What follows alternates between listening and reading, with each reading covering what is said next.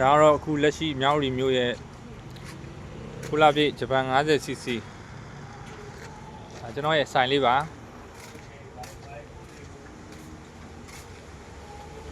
အခုဒါလပိုင်း9လပိုင်းဝင်ကြည့်မှာ10ရက်နေပေါ့နော်9လပိုင်း10ရက်နေမှာဆိုရင်ဖြစ်မိုးလေးရလည်းအေးနေတာဒါကျွန်တော်ရဲ့ဆိုင်ရဲ့အနေထားလေးပါ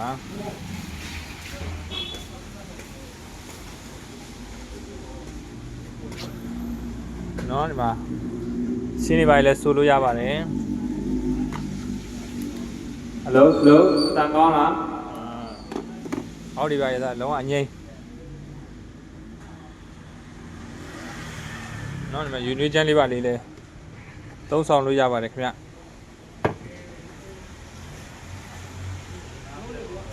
ဆိုင်အောင်လာလို့ရှိရင်နော်ဝတာကိုလာနဲ့အဲ့ခံပါတယ်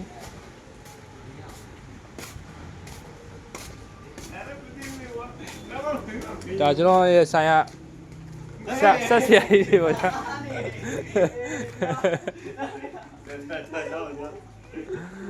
နော်ဒါတော့ဆေးဆရာပါဒါပေမဲ့မိုးရွာလိုက်နှာစီးတာမဟုတ်ပါဘူးလိုက်ကာလေးလည်းနှာစီးပါတယ်နော်